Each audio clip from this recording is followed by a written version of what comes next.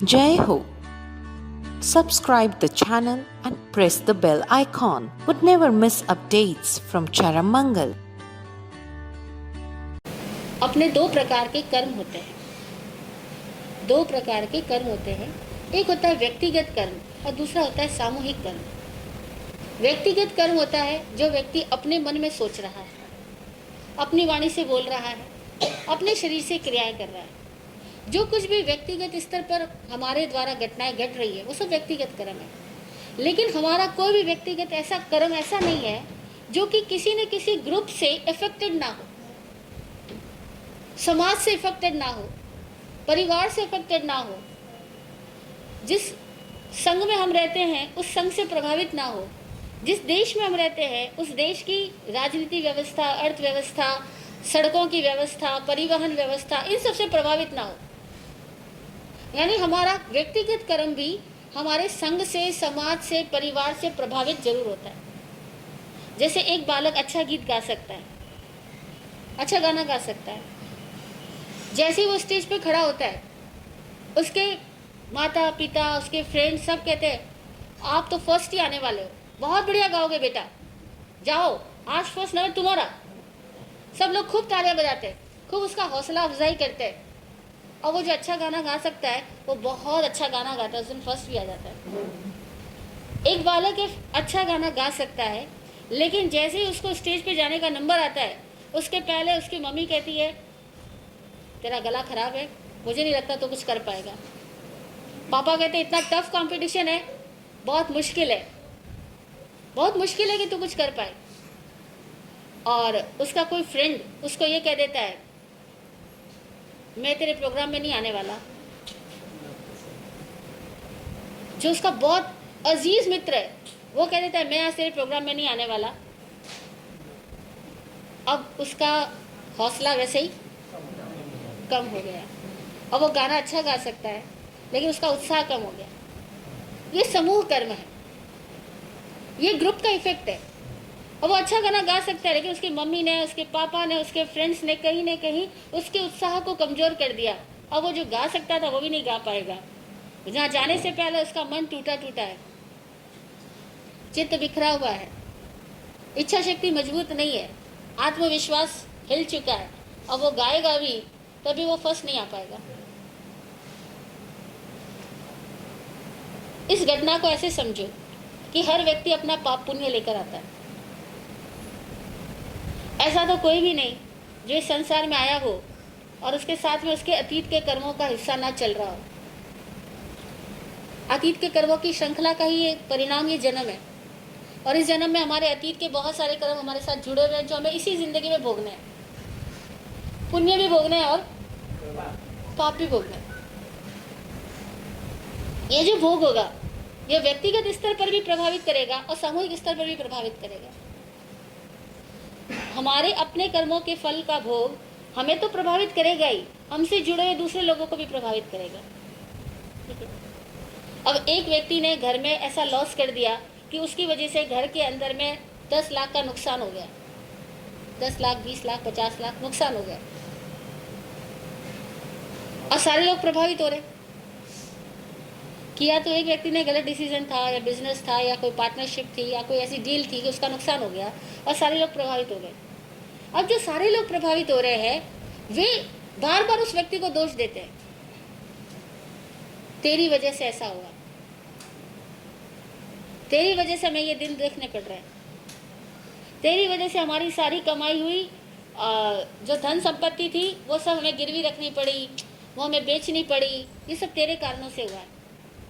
एक तरफ तो उसके पाप कर्म उदय में आए, दूसरी तरफ समूह ने उसको इतना ज़्यादा प्रभावित कर दिया कि उसकी आत्मविश्वास, उसकी चेतना एकदम मंद हो गई। उसके पाप कर्म जो थे भोग में आए। ऐसे में हमने उसके पाप कर्मों को और बढ़ाने में मदद कर दिया क्योंकि हमने उसकी नेगेटिव सोच को बढ़ा दिया। ऐसे पिता, ऐसे भाई कितने लोग मिलते हैं जो अपने भाई के नुकसान हो जाने पर ऐसा कहते हैं तो क्या हो गया, तो गलती सबसे होती है, इंसान मात्र भूलों का पुतला है, डिसीजन रॉन्ग हो गया होगा तो परेशान होने की क्या जरूरत है। फिर से कमा लेंगे। तू और मैं साथ है ना, चिंता कहाँ है? ऐसे लोग कितने हैं? बहुत थोड़े, बहुत थोड़े। 100 में से एक भी मिल जाए तो बलिहारी। जो इतना पॉजिटिव हो, वो समूह कर्म अच्छा करेगा, वो अपने भाई को सपोर्ट कर रहा है, पूरी फैमिली को सपोर्ट कर रहा है, सबको नेगेटिव बोलने से रोक रहा है, सबको नेगेटिव सोचने से रोक रहा है। वो ये भी कहते हैं इसमें तेरी क्या गलती, कल को तू कमाता और खूब प्रॉफिट हो जाता तभी तो हम सब ऐश करते, और आज चला गया, लॉस हो गया, तो हमें परेशान होने की क्या बात है? तब भी हम तेरे साथ थे, अब भी हम तेरे साथ हैं। अगर कोई व्यक्ति में ग्रुप फीलिंग हो तो उसे हमेशा ये देखना कि मेरी उपस्थिति, मेरी वाणी मेरे ग्रुप को, उसके उत्साह को बढ़ाने वाली होती है या घटाने वाली होती है। मैं अपने समूह के लिए सकारात्मक रूप से उपयोगी होता हूँ, सहयोगी होता हूँ, या मैं नकारात्मक रूप से होता हूँ। और एक स्वस्थ चिंतन दिया जा सकता है कि अगर अतीत में तेरे कोई पाप कर्म ऐसा है कि तेरे नाम से जो काम होता है वो खराब हो जाता है, या तू जो काम हाथ में लेता है वो डूब जाता है, तो इसमें तेरी क्या गलती है? ऐसी तेरी कभी अतीत की सोच रही होगी, कभी तूने किसी समूह को नुकसान पहुंचाया होगा जो आज हो रहा है, लेकिन तू निर्दोष है। तो अपने भावों को शुद्ध करके चल बस। तो अपने भावों को दुआमय बना ले, सद्भावमय बना ले। हम अपने भाई को स्वस्थ चिंतन दे सकते हैं, हम अपने आप को स्वस्थ चिंतन दे सकते हैं कि अगर अतीत के कोई कर्मों का हिस्सा रहा कि ये घटना घट गई तो घट गई, लेकिन मेरे भावों के अंदर यही भाव है कि मेरे से जुड़ा हुआ हर व्यक्ति सुखी रहे, मेरे पुण्य सबको आनंदित करने में सहयोगी बने, मेरे पुण्यों से सबको निर्दोष सुख मिले।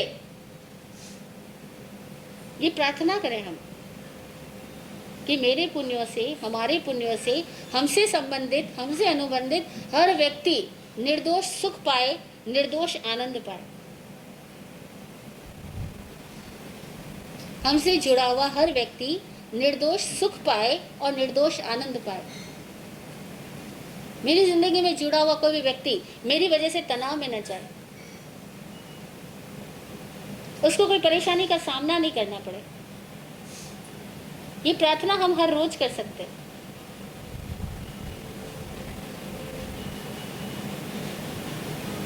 नहीं पता था तो नहीं की, अब पता लग गया, अब से कर सकते हैं कि मैं अगर किसी की जिंदगी में जुड़ूं तो उसकी जिंदगी के पुण्यों को, उसकी जिंदगी की खुशियों को बढ़ाने का निमित्त बनूं। ये दुआ करें हम। लेकिन ये दुआ कब फलदायी होती है? ये दुआ तब फलदायी होती है जब अभी भी हमारे पास जो कुछ भी है वो हमें बांटना आता हो, वो हमें देने आता हो और देने में खुशियां आती हो, देने में खुशी महसूस होती हो, तो तुम्हारे द्वारा ऐसा होगा कि तुम जिसके साथ जुड़ोगे उसका लक बढ़ जाएगा। हम जिंदगी जो जी रहे हैं वो समूह कर्मों का परिणाम जी रहे हैं।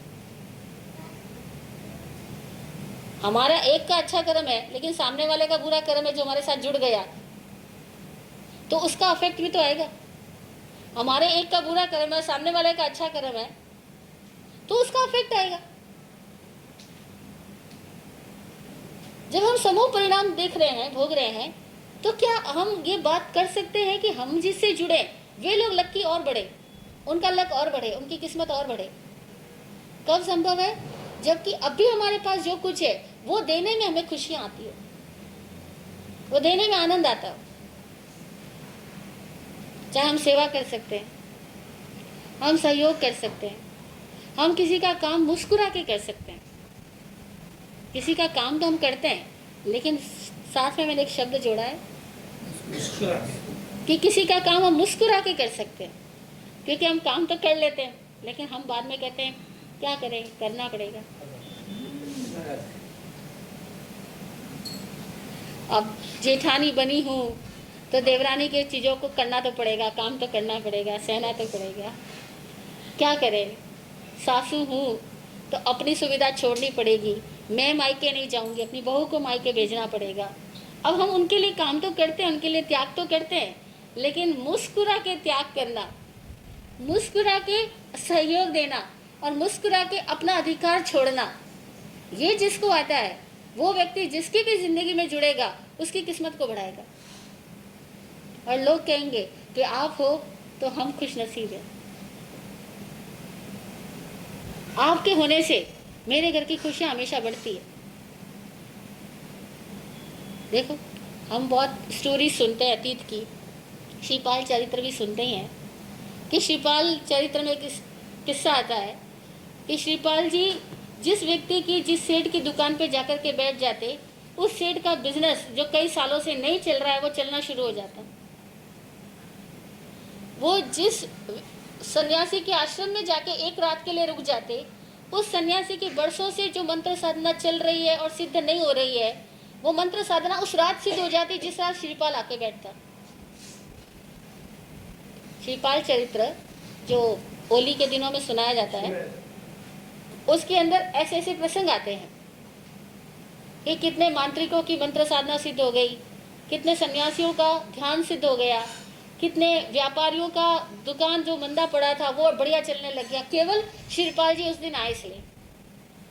राजा के घर में संकट आया हुआ था, श्रीपाल आए तो वो संकट टल गया। श्रीपाल ने ऐसी पुण्यवानी कैसे कर ली, ये सोचे। हम किसी के साथ जुड़े और उसके बिखरे काम समझ जाए, उसके बिगड़े काम समझ जाए, ये किस्मत हमें अपनी बनानी है। देखो, घर में कहते हैं कि बेटी का जन्म हुआ और पिता के घर में खुशियां ही खुशियां आ गई। वो शादी करके अपनी बहू को लाया और उसका सारा घर नया बन गया, बढ़िया महल की तरह बन गया। मतलब जिस बहू को लाया उसकी पुण्यवानी ऐसी, राजस्थानी भाषा में कहते हैं कि उसका पगचेरा ऐसा कि वो आई और घर चमन हो गया। ये पुण्य कैसे होते हैं, इस बात को सीखें हम। ये पुण्य होते हैं सद्भावनाओं से, ये पुण्य होते हैं खुश होकर के दूसरों के लिए अपनी सुविधा त्याग करने से। और दूसरे लोग जब पुण्यों का भोग कर रहे हो तो उनके पुण्यों का भोग करते हुए देख करके उसमें खुशी मनाने से। जैसे कोई व्यक्ति घूमने जा रहा है, आप तो नहीं गए कभी भी आज दिन तक, और वो यूएस जा रहा है घूमने या यूरोप जा रहा है, और आपको पता लगा, मुंह से क्या शब्द निकलेंगे? हमारे पति तो कभी ले जाते ही नहीं है, यही शब्द निकलते हैं ना, या ये निकलता है, वाह बहुत बढ़िया, तुम घूमने जा रहे हो, मुझे बहुत खुशी है। ऐसा कहने वाले लोग बहुत थोड़े। तुम घूमने जा रहे हो, मुझे बहुत खुशी है, तुम्हें मौका मिला, वाह क्या कहना, तुम्हारी किस्मत की हम तारीफ करते हैं। तुम्हारे पापा तुम्हें अकेले भेज रहे हैं टूर पे लिए, क्या बात है, अरे खुश हो जाए। और हम तो तुरंत दुखी हो जाते हैं, पता नहीं कैसे तुम्हारे पापा, हमारे पापा तो ऐसे है ही नहीं जो हमें भेज दे। तुम्हारा कंपनी में कैसे तुम्हें भेज देता, हमें तो नहीं भेजता कोई भी। हम तुरंत ईर्ष्या से बढ़ जाते हैं, हम तुलना करने लग जाते हैं, हम कंपेयर करते और अपने आप को कहीं ना कहीं इंफीरियर बनाते हैं, अथवा अपने आप को दुखी बनाना शुरू कर देते हैं। बल्कि कई बार तो ऐसा होता है कि हमारी खुशियाँ, हमारा आनंद, हमारी मुस्कुराहट बहुत दिनों तक तो हटी जाती है जब ये सुनते हैं कि दूसरे को बहुत सुख सुविधा मिली है। अब दूसरे को सुख सुविधा मिली, ये बात पता लगी और हम नाखुश हुए, यानी हमने अपने पुण्यों को और कमज़ोर कर दिया, अपनी किस्मत को और कमज़ोर कर दिया। और अब हम जिनसे जुड़ेंगे हम उनकी किस्मत को भी बढ़ाने वाले नहीं बनेंगे। इसी को नज़र लगना भी कहते हैं। जो लोग कहते हैं ना नज़र लग जाती है, इसी को नज़र लगना भी कहते हैं कि हमने दूसरों की खुशियों में खुशी नहीं मनाई, खुशी नहीं फील करी, खुशी महसूस नहीं करी, बल्कि दुख महसूस किया, अपने गमों को याद किया, अपनी पीड़ाओं को याद किया और अपनी पीड़ाओं से तुलना करने बैठ गए। बस हमारी नज़र लग गई दूसरों की खुशियों को और खुद की खुशियों को। खुद की खुशियों को हमने नज़र लगा दी, यानी खुद की खुशियों को हमने दूर कर दिया और दूर कर दिया। चाहना करके, खुशियों की चाहना करके हम अपनी खुशियों को दूर करते हैं और किस्मत को कमज़ोर करते हैं। अपने लिए खुशियों की चाहना करके, ध्यान दीजिएगा, खुद के लिए खुशियों की चाहना करके और दूसरों के खुशियों में नाखुश होने से हम अपनी किस्मत को कमज़ोर करते हैं, अपनी खुशियों को और दूर करते हैं, अंतराय कर्मों का बंधन कर लेते हैं, क्योंकि हमारे में सद्भावना नहीं रही, हमारा प्रेम फैला ही नहीं, हमारा दिल बड़ा नहीं हुआ। और जहाँ दिल बड़ा नहीं हुआ वहाँ पुण्य नहीं होता। पुण्य वहाँ होता है जहाँ दिल बड़ा होता है। तो घर परिवार में ये बात हमें अवश्य समझनी कि हम घर परिवार के प्रत्येक सदस्य के पुण्यों को बढ़ाने वाले बने, और अगर उनके पापों का उदय भी आया तो उनके पापों के उदय को भी घटाने वाले बने। अपनी दुआओं से उनके पाप फल को कम कर दें, अपनी उत्साह, अपनी शक्ति और अपनी शांति देकर के उनके दिल को इतना आत्मविश्वास से भर दें कि उनका पाप कर्म जो उदय में आया हुआ है वह भी उनको प्रभावित न कर सके। दो बातें सीखनी, समूह में पुण्यों को बढ़ाने वाला बनना और समूह में पाप के प्रभावों को घटाने वाला बनना।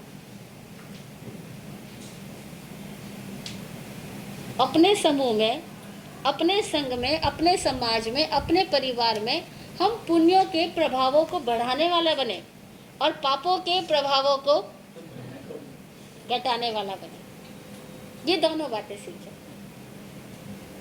पापों के प्रभावों को घटाने का मतलब यह है कि जिस व्यक्ति की वजह से घर परिवार में परेशानी हो रही है, संघ समाज में परेशानी हो रही है, हम उसके लिए बिल्कुल भी नेगेटिव ना बने, नेगेटिव सोचे ही ना। जनरली ऐसा होता नहीं है। जनरली हम कहते हैं बस इस एक की वजह से परेशानी है, बस इस एक की वजह से समाज बिगड़ा हुआ है, बस इस एक की वजह से परिवार में अशांति है, बस ये एक ही ऐसा कांटा हमारे घर में पता नहीं कहाँ से आ गया, बस ये एक ही। हम दिन रात उसको अभिशापित करते हैं, बद्दुआएं देते हैं। और एक व्यक्ति अगर बुरा है भी और घर के 5 व्यक्ति उसको बद्दुआ देते हैं तो परिवार में क्या बढ़ेगा? 5 व्यक्ति की बद्दुआएं मिलकर के उस एक व्यक्ति के अंदर और नकारात्मकता बढ़ाएगी और ये नकारात्मकताएं आपस में संघर्ष करेगी और पूरा परिवार नरक बन जाएगा। नकारात्मक कर्म गति का नाम नरक। जहाँ नकारात्मक कर्म गति है, नकारात्मक चिंतन है, नकारात्मक सोच है और एक नकारात्मकता दूसरी नकारात्मकता से भिड़ती रहती है, लड़ती रहती है, उसका नाम है नरक। अरे हमारा परिवार ऐसे नरक बन जाता है, क्योंकि एकाध होता है, सबकी स्टाइल अलग अलग होती है, सबके कर्म अलग अलग तरीके के होते हैं, पर हम बाकी के लोग, हमें समूह में शुभ कर्मों को कैसे बढ़ाना, ये कला नहीं। अपने ग्रुप के शुभ कर्मों को कैसे बढ़ाना। आप जिस कंपनी में काम करते हो उस कंपनी के प्रॉफिट को बढ़ाने वाले कैसे बनोगे। जनरली कंपनी में काम करने वाला हर व्यक्ति कंपनी के प्रॉफिट को बढ़ाने की कम सोचता है, अपना वेतन बढ़ाने की और अपना प्रमोशन करने की ज्यादा सोचता है। बस यही एक गलती सब जगह हो रही है। जब तक ग्रुप नहीं बढ़ेगा हम कैसे बढ़ेंगे? जब तक संघ मजबूत नहीं होगा हम मजबूत कैसे होंगे? जब तक परिवार सुदृढ़ नहीं होगा, परिवार प्रेम से परिपूर्ण नहीं होगा, तब तक हमारा जीवन कैसे शांतिमय हो पाएगा? हम सब लोग समूह के हिस्से हैं, लेकिन हम में से समूह के लिए प्रार्थना कितने लोग करते हैं?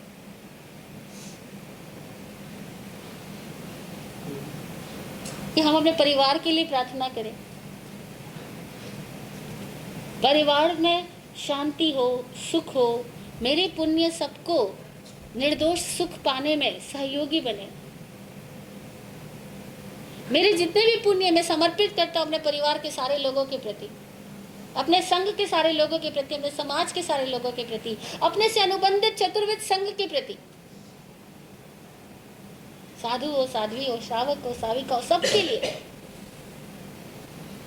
अपने देश के लिए, अपने विश्व के लिए। हे सदगुरुदेव, आपकी कृपा से मेरे पुण्य मुझसे जुड़ा हुआ हर एक व्यक्ति के लिए, यहाँ तक कि संपूर्ण विश्व के लिए सहयोगी बने, सहयोगी बने, सहयोगी बने। ये करुणा भावना है, ये दान की भावना है। यहाँ कोई पैसे का दान नहीं है। पैसे के दान की बात करें तो आदमी को 100 बार सोचना पड़ता है, वो भी हर कोई नहीं दे पाता। और कुछ लोग पैसे का दान दे भी देते हैं, तब भी उनका दिल इतना बड़ा नहीं होता, बल्कि दान देते वक्त भी ममता रहती है, देते वक्त भी रहती है, देने के बाद भी रहती है, मैंने दिया। और देते वक्त भी रहती है कि मेरे को ही दूंगा, मतलब मेरे गुरु को, मेरी संस्था को, मेरे नाम को, उसी को दूंगा। तो मेरी भावना तो रहती है, उसमें जुड़ी हुई रहती है। लेकिन यहाँ हम कह रहे अपने पुण्य को संपूर्ण विश्व के लिए दे दो।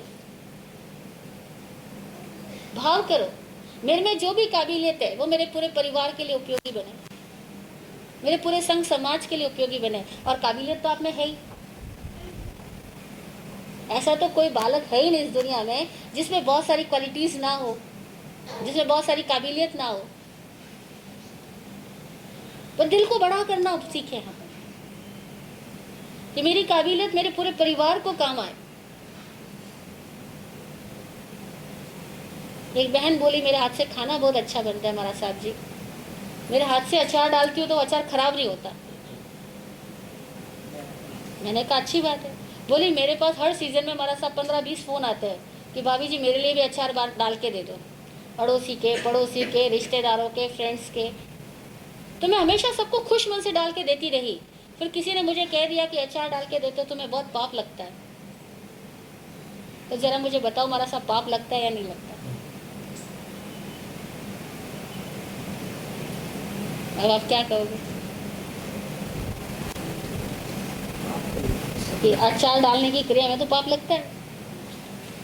मैंने कहा बहन एक बात बताओ, जो लोग कपड़ा बनाते हैं वो फैक्ट्री चलाते हैं, और कपड़ा बनाने की प्रक्रिया में बहुत हिंसा होती है, लेकिन क्या कपड़ा बनाना बंद कर देंगे? जो लोग घर बनाते हैं, हम तो घरों में रहते हैं, जो लोग घर बनाते हैं उसमें भी क्रिया लगती है, लेकिन घर ना बनेगा हम रहेंगे कैसे? इस पूरी प्रकृति में जिसके पास जो काम करने की काबिलियत है वो खुश मन से अपनी काबिलियत से सबका भला करे ना, सबको उपयोगी बने ना।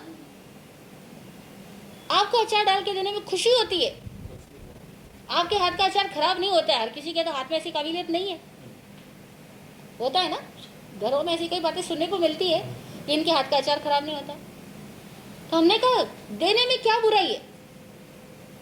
वो बोले भरत साहब बस मेरा दिल तो यही कहता है दूं, लेकिन दिमाग में कीड़ा घुस गया कि कहीं पाप ना लग जाए। अब क्या करें, दिल और दिमाग, अब दो बातों को मिलाए कैसे? अब दिमाग में सारे पुण्य पाप के अकाउंट्स अलग तरीके से चलते हैं और दिल अलग तरीके से गति करता है। दिल में अकाउंट्स नहीं चलते, ध्यान देना, अकाउंट्स का सारा काम दिमाग का है, और ये पुण्य और पाप को बांटने का सारा काम दिमाग करता है। इतना पाप लग गया है, वो इतना पुण्य हो गया। हकीकत है पुण्य और पाप की मात्रा पे ध्यान ही मत दो, भावना पे ध्यान दो। मात्रा पे ध्यान दिमाग देता है, भावना के पास मात्रा ही नहीं होती। अब भाई साहब घर पे आए, रास्ते के अंदर हापुस आम दिखाई दिए, 5 किलो उठा लाए। अब घरवाली बोली घर में 4 आदमी खाने वाले 5 किलो आम का करोगे क्या? वो के दिल आया ले आया, यूं कर कि आस पड़ोस में सबको बांटा। और वो भाई कहता है आस पड़ोस में सबको बांटा, रास्ते में कोई मिले उसको बांटा, मंदिर जावे, स्थानक जावे तो वहां जो कर्मचारी काम करता है उसको भी दे आना। और भाई साहब की भावना कैसी? और भाभी जी कहती है घर में 4 आदमी 5 किलो आम, आपके पास अक्ल भी है या नहीं है? कितनी क्रिया लगी, कितने पैसे खर्च हुए। अब देखो, एक चलती है दिमाग से, एक चले दिल से। बातें बड़ी छोटी छोटी होती है, लेकिन जिसके दिल बड़े होते हैं वे बहुत अमीर होते हैं, क्योंकि वे सबको दुआ दे सकते हैं, तो सबकी दुआएं उनको मिलती भी है। वे बीमार भी हो जाए तो सबकी दुआएं उसको ठीक कर देती है ऐसे आदमी को। वे मरने भी लगे तो उनको मृत्यु से उनकी दुआएं लोगों की दुआएं रोक लेती है। और कंजूस आदमी, कंजूस आदमी तो मरना चाहता ही नहीं, क्योंकि वो प्राणों को भी पकड़ के बैठता है। वो कहता है मरना नहीं, शरीर को भी पकड़ के बैठता है। जिस बिस्तर पे सोता है बिस्तर को पकड़ के बैठता है। मरता तो कंजूस बड़ी देरी से, लेकिन वो मर के अच्छी गति पे नहीं जाता। जीते जी भी अच्छी गति नहीं है, भागोगे तो मर के अच्छी गति कहाँ से होगी। तो घटना बड़ी नहीं है कि आपने आम खरीदा या अचार बनाया, बात ये दिल की। दिल कितना बड़ा है हमारा कि हमसे जुड़ा हुआ हर व्यक्ति सुखी हो, हमारी काबिलियत सबके काम आए। अगर मुझे गाना आता है तो गाने में नखरा किस बात का। कोई बोले गा तो हम कहते हैं नहीं, आज तो मेरा गला खराब है, मैं तो गा नहीं सकता। अरे लोग क्या कहेंगे, अरे मैं गाना शुरू करूंगा आप सब अभी चले जाओगे यहाँ से। अरे आपको जब गाना आता है, आप भी जानते हो आता है, तो तुम नखरा क्यों कर रहे हो? क्यों इतना आर्ग्यूमेंट्स करना, क्यों इतने बहाने बनाना, क्यों लोगों के साथ अपनी कंपेयर करना। लोग कंपेयर करना शुरू कर देते हैं, नहीं नहीं वो ज़्यादा अच्छा गाते हैं, हम नहीं गाते।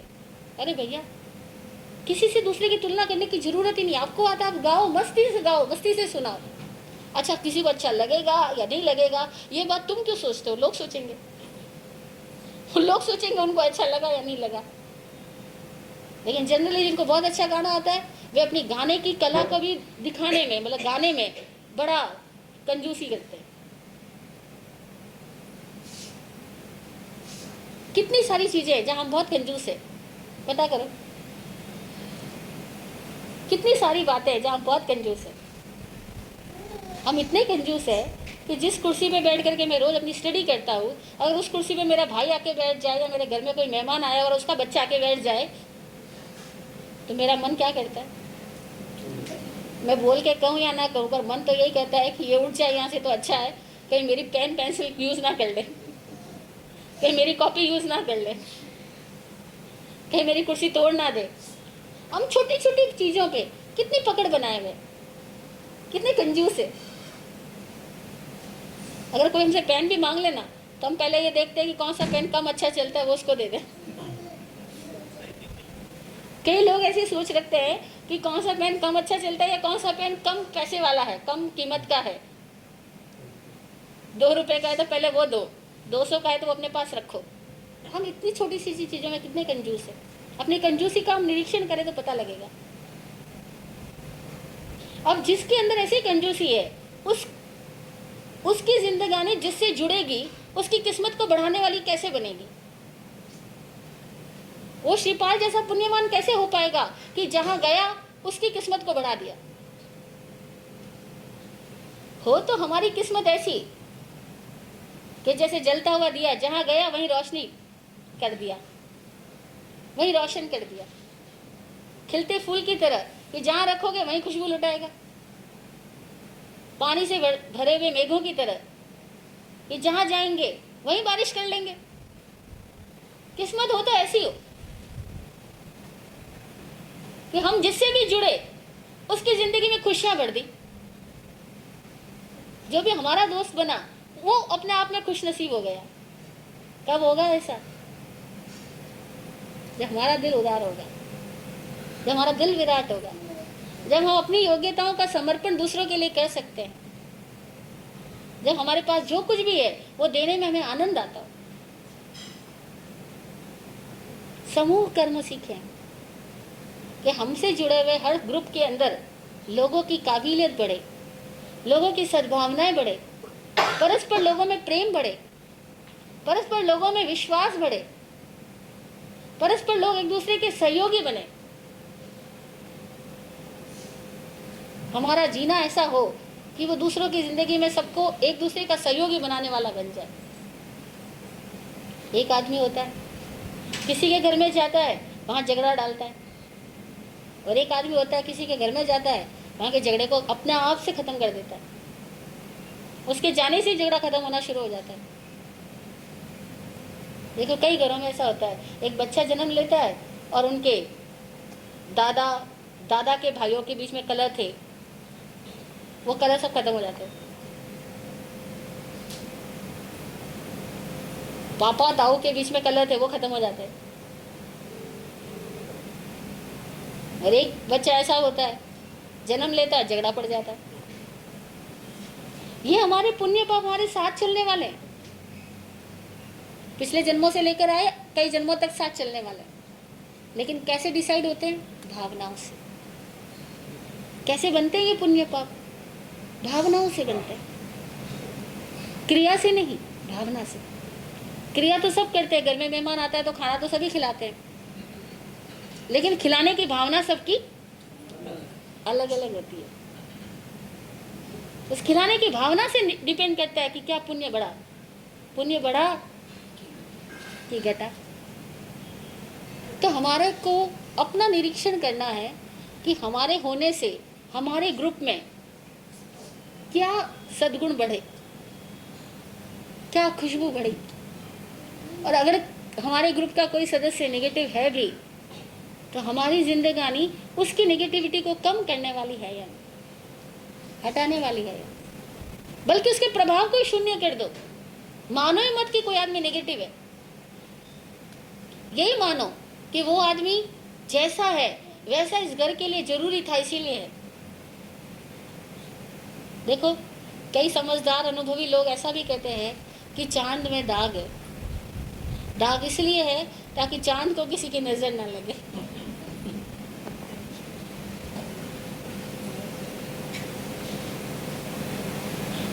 गुलाब में कांटे हैं, कांटे इसलिए ताकि गुलाब सुरक्षित रह सके, वरना तो उसको कोई भी आकर के खा करके खत्म कर दे। कहते हैं गायों को गुलाब बहुत पसंद है, गाय गुलाब को देख के छोड़े ना, लेकिन उसमें कांटे होते हैं इसलिए वो दूर हट जाते हैं।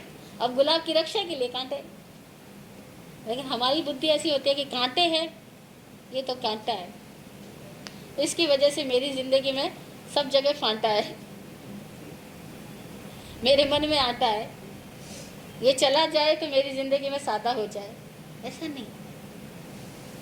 वो जो जुड़ा हुआ व्यक्ति है वो बहुत जरूरी है, वो हमें जगाएगा, वो हमें बढ़ाएगा, वो हमारे पाप कर्मों को घटाएगा और हमारे पुण्य कर्मों को बढ़ाएगा, अगर हमारे में समझ सही होगी तो, भावना सही होगी तो। इसीलिए घर हो, संघ हो, समाज हो, देश हो, राष्ट्र हो, कहीं पर भी हो, हमारे निमित्त से हमारे और दूसरों के सबके पाप कर्म क्षय होवे, समाप्त होवे, उपशांत होवे और पुण्य कर्म बढ़े, खुशियाँ बढ़े। हम जहाँ जाए वहाँ सबको खुश नसीब बनाने वाले बने। ऐसी हमारी जिंदगी हो तो आनंद ही आनंद है। जय हो।